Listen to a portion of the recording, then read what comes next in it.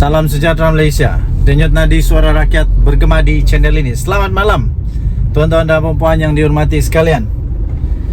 Masih lagi kita berlegar-legar dalam isu tahanan Najib Razak.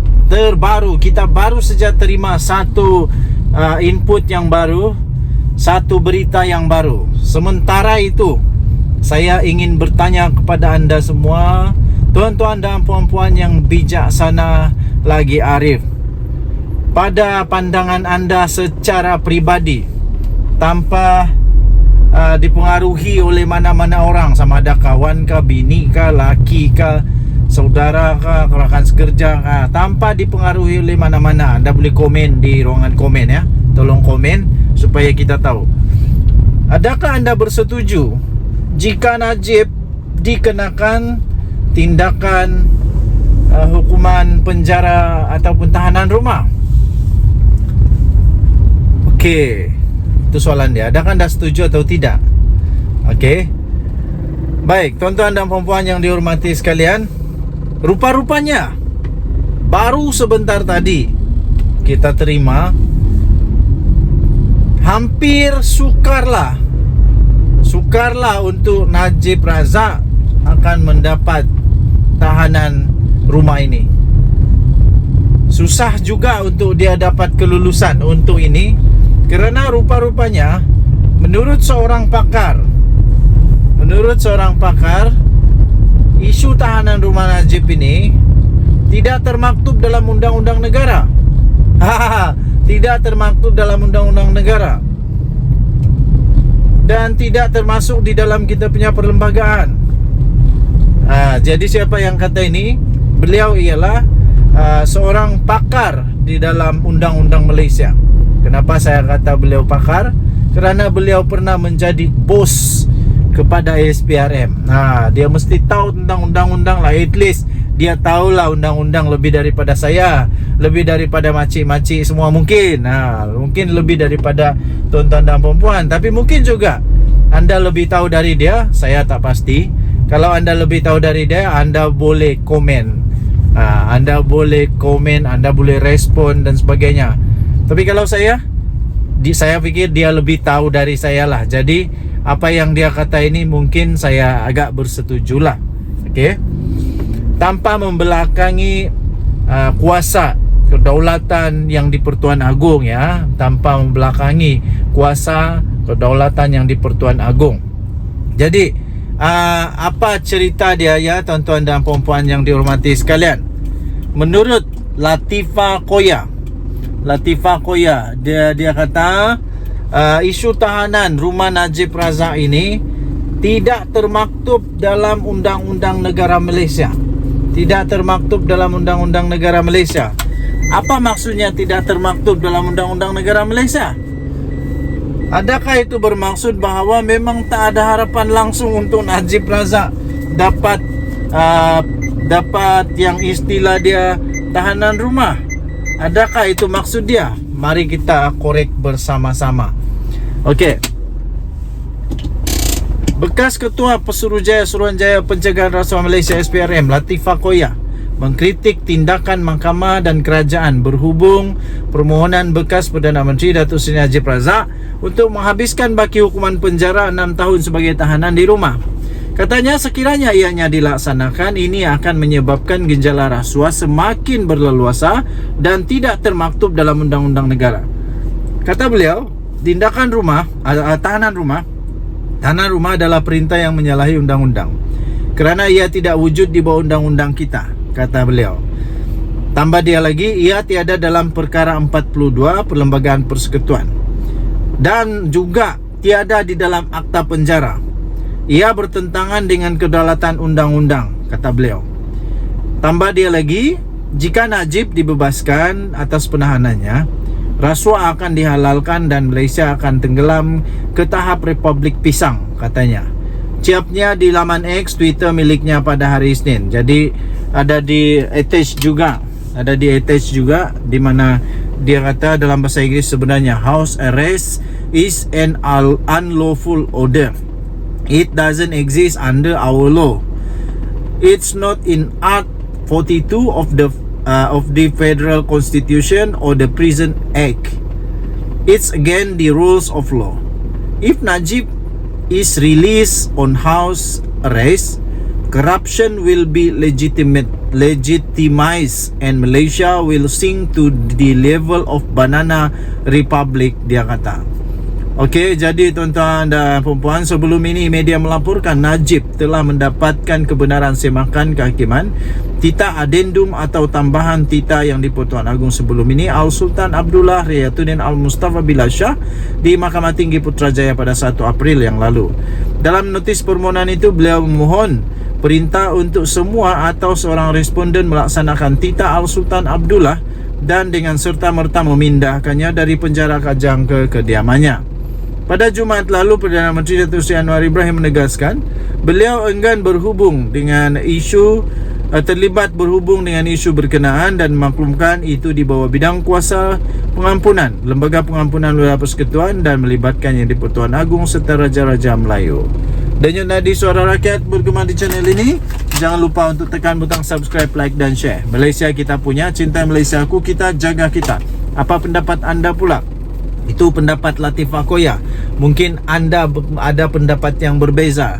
Mungkin anda ada pendirian yang berbeza. Kemungkinan anda adalah penyokong Najib Razak, jadi anda punya pendapat lain. Mungkin bagi orang yang neutral, yang ingin menegakkan undang-undang, yang ingin memelihara kedaulatan undang-undang, pendapatnya berbeza. Bagi orang yang bukan pula penyokong Najib Razak, malah benci dengan apa yang telah dilakukan oleh Najib Razak, dia punya pendapat pun berbeza juga. Berbeza juga. Bagi saya, pendapat saya secara pribadi, saya sentiasa meletakkan undang-undang di tempat yang pertama. Nothing is above the law. Tapi apapun, segalanya harus disiasat dengan baik. Segalanya harus diselesaikan dengan baik, sama ada di mahkamah atau di luar mahkamah atau macam mana pun, tapi perlu diselesaikan dengan baik. Yang terakhir, pada pendapat saya mudah. Sama ada Najib ditahan di rumah atau di penjara, tidak akan mengubah apa-apa pun status bagi Najib. Dia sudah memang penjenayah, dia memang sudah bergelar pencuri wang negara lah. Tak tahulah, bolehkah pakai itu? Mungkin tak sesuai kot, minta maaf, mungkin tidak sesuai. Tapi dia sudah bergelar sebagai penjenayah, jadi tidak akan mengubah apa-apa. Sama ada dia ditahan di penjara, ditahan di rumah, dia tetap sudah jadi penjenayah. Untuk bersihkan nama baik dia sudah terlambat agaknya, sebab sudah dibuktikan di mahkamah bahawa dia adalah penjenayah. Itu sajalah. Tapi apapun, semuanya ada U-turn. Orang sentiasa boleh berubah, orang boleh bertaubat dan sebagainya. Denyut nadi suara rakyat bergema di channel ini. Jangan lupa tekan butang subscribe, like dan share. Malaysia kita punya, cintai Malaysia aku, kita jaga kita. Bye bye. Salam sejahtera Malaysia. Denyut nadi suara rakyat bergema di channel ini. Okey, tuan-tuan dan puan yang dihormati sekalian, Azmin. Saya ada soalan untuk kamu lah. Apa pendapat kamu tentang Azmin Ali? Apa pendapat anda tentang Azmin Ali? Maksud saya ialah, adakah Azmin Ali ini adalah seorang yang betul-betul setia ataupun tidak setia, ataupun betulkah Azmin Ali ini orang yang memang cukup betul-betul hebat atau tak hebat mana pun, atau hanya dia hebat dulu kerana adanya Pakatan Harapan yang hebat. Sekarang dia tak nak berapa nak hebat pun, walaupun dia menang juga di pilihan raya, tapi taklah sehebat waktu dia di PKR dulu. Adakah dia betul-betul hebat atau hanya kerana ada orang-orang yang hebat yang membantu dia? Pada pendapat saya, dia memang hebat, tapi kehebatan dia itu terlebih kerana ada orang yang hebat. Okey, Azmin lah, tapi ini kawasan saya. Itu dia kenyataan yang hebat. Azmin lah, tapi ini kawasan saya, kata Dr. Afif Bahardin. Daripada Malaysia Kini, Adun Taman Medan, Dr. Afif Bahardin menjelaskan perbezaan pandangannya dengan ahli MPT Bersatu, Muhammad Azmin Ali, berhubung pembatalan proyek leburannya PJD Link Expressway. Kata Afif, dia sekadar mau menyuarakan kepentingan rakyat di kawasan yang diwakilinya dan Bersatu tidak menghalangnya daripada berbuat demikianlah. Jadi ini mungkin ini perlu juga diberi ulasan oleh siapa, si Sanusi. Dia kata ada keretakan di dalam Pakatan Harapan, di dalam Kerajaan Paduan. Bagaimana dengan ini? Bagilah komen. Kata Afif, dia sekadar menyuarakan kepentingan rakyat di kawasan yang diwakilinya dan Bersatu tidak menghalangnya daripada berbuat demikian. Pendirian Azmin lah, dia kata. Tapi ini kawasan saya. Katanya ketika dihubungi oleh Malaysia kini, kenapa Azmin Ali mau mengganggu kawasan dia? Nanti tiba-tiba betul-betul pula jadi seperti dakwaan yang dulu-dulu dalam berita yang sebelum-sebelum ini, artikel-artikel sebelum ini menyatakan ada apa sudah dia punya sebutan itu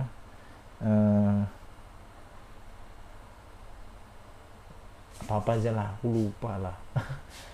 Afif mengulas ahli parlimen Petaling Jaya Lee Chian Chung yang membangkitkan perbezaan pendiriannya dengan Azmin yang juga adalah pengurusi Bersatu Selangor. Jadi katanya saya tidak tahulah kalau Chen Chuan kata kena dengar arahan orang lain katanya. Setakat ini tidak ada arahan dari Azmin yang saya tidak boleh menyuarakan apa-apa perkara bagi pihak rakyat yang saya wakili katanya. Dan tambahnya lagi, kami Bersatu tidak mengamalkan perkara itu, jelasnya lagi. Pada 9 Agustus tahun lalu, media dalam talian Pro PN melaporkan Azmin berkata tiada gunanya membina lembu raya di bandar ini atas alasan untuk menyelesaikan kesesakan lalu lintas. Kata kenyataan itu, prinsip saya ialah mengapa Anda memerlukan lebuh raya dalam bandar. Kalau di luar, sebagai jalan lingkaran luar, itu boleh dipertimbangkan. Tapi dalam Petaling Jaya dan Shah Alam, Anda tidak memerlukan lebuh raya lain. Apa yang diperlukan adalah pengangkutan awam, kata Azmin pada ketika itu. Sementara itu, Afif mencabar Lee. Gambar di atas, ada gambar Lee juga, untuk mengemukakan penyelesaian terhadap masalah kesesakan lalu lintas di kawasan Taman Medan. Terdahulu Afif percaya proyek